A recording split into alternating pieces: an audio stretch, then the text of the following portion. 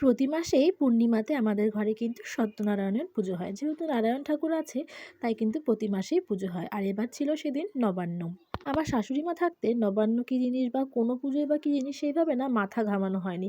কিন্তু এখন প্রতিটা মুহূর্তে বুঝতে পারি যে এই জিনিসগুলো আমাকে আগে শিখে রাখা উচিত ছিল। ওই কী হতো, আমাকে বলতো এটা কর ওটা কর, এই দিন করতাম, কিন্তু কোন দিন কী করতে হয় সেগুলো একদমই আমার মাথায় রাখা হয়নি। এবার যেহেতু শ্বশুরমশাই আসে উনি কিন্তু বলে দেন যে এটা করতে হবে। তো দেখো নবান্নটাই আজকে মাখলাম, ফার্স্ট টাইম নিজে হাতে মাখলাম মনে হয়, কিন্তু আমার মনে পড়ছে না আমি আগে কখনো মেখেছি নাকি। আমার শ্বশুরমশাই মাখতেন।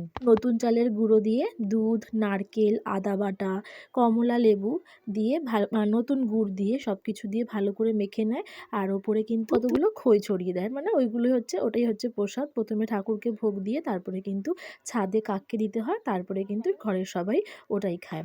আর তারপরে দেখো এই সত্যনারায়ণের পুজো করে নবান্ন সবাইকে মেখে প্রসাদ দিয়ে ঘরে চলে এসেছি। আর আজকে বানাবো একটা দারুণ টেস্টি, একদম কম সময়ের মধ্যে বলতে পারো খিচুড়ি বা ফেনা ভাত। দেখো চাল আর ডাল, গোবিন্দভোগ চাল নিয়েছি, সেটাকে ভালো করে ফুটিয়ে নিয়েছি। আর ঘরে যত সবজি ছিল সব সবজি দিয়ে দিয়েছি, স্পেশালি কাঁচা টমেটো, সঙ্গে ছিল আলু, কাঁচা লঙ্কা, দিয়েছিলাম কিন্তু মেথি শাক, ফুলকপি, দিয়েছিলাম ক্যাপসিকাম, সব কিছু দিয়ে ভালো করে কিন্তু ফুটিয়ে নিয়েছি। আর হ্যাঁ, অবশ্যই সিম দিয়েছিলাম, সিজনে যা যা সবজি ছিল ঘরে সব কিছুই অ্যাড করে দিয়েছিলাম।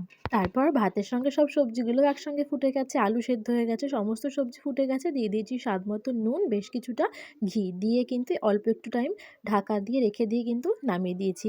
আর গরম গরম খেতে বিশ্বাস করো এটা কিন্তু অসাধারণ লাগছিল। তো চলো টাটা। আমার ছোট্ট মিনি ব্লগটা তোমাদের কেমন লাগলো অবশ্যই কমেন্ট করে জানিও। টাটা।